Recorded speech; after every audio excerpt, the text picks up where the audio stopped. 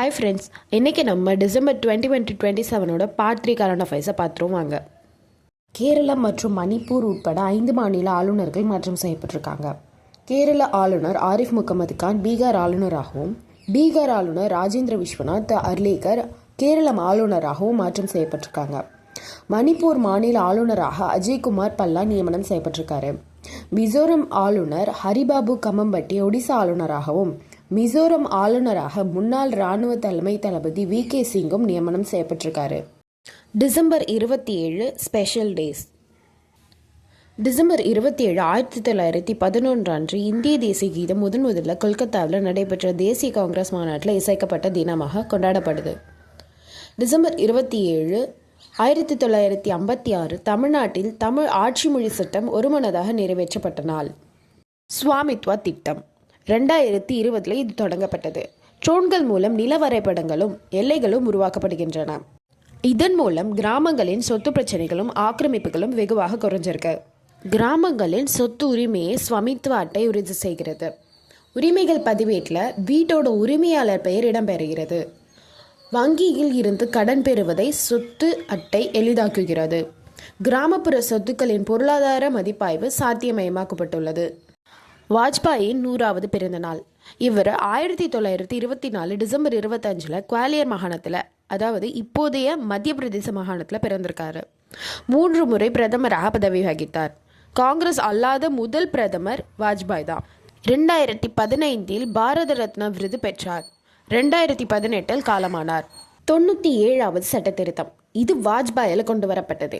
இந்த சட்ட திருத்தத்தின் மூலம் கூட்டுறவு சங்கம் என்ற தலைப்பில் அரசமைப்பில் ஒரு புதிய பகுதியான 9B சேர்த்திருக்காங்க. இது 2011 சேர்க்கப்பட்டது.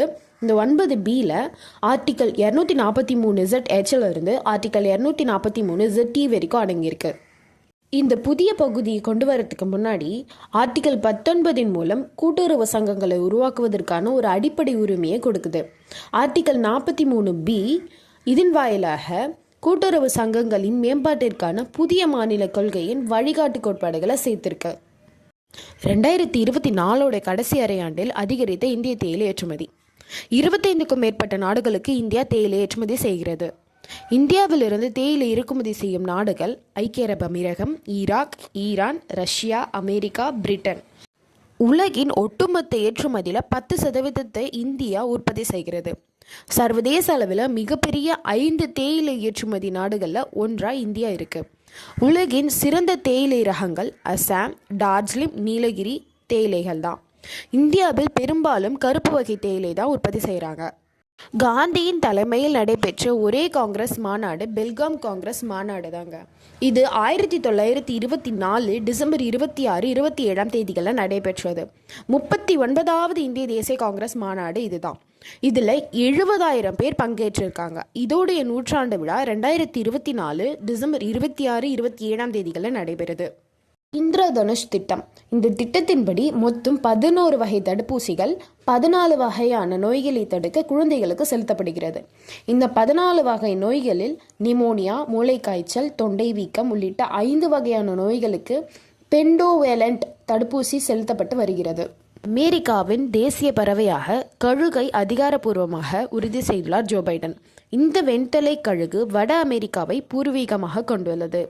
1782 ஆண்டு அறிமுகப்படுத்தப்பட்ட அமெரிக்க அரசின் முத்திரையில் பிரதானமாக இடம்பெற்றுள்ளது இந்த கழுகு. மலையாள எழுத்தாளர் M.D. வாசுதேவ நாயர் 91வது வயசுல காலமாயிருக்காரு. இவர் ஞானபீட விருது பெற்றவர். 2005 ஆண்டில் பத்மபூஷன் விருது பெற்றிருக்காரு. பிச்சைக்காரர்களின் இளவரசர் பிரின்ஸ் ஆஃப் பெக்கர் என அழைக்கப்படும் சுதந்திர போராட்ட தலைவர் மதன் மோகன் மாளவியாவோட பிறந்த நாள் டிசம்பர் 25, 1861. இனிமே நம்ம சேனலில் போட போகிற ஒவ்வொரு கரண்ட் அஃபேர்ஸ் வீடியோவும் சிலபஸ் படி science, geography, polity, economics, Tamil Nadu administration சொல்லிட்டு உங்களோட புரிதலுக்காக தனித்தனியாக போடுறோம் ஃப்ரெண்ட்ஸ்.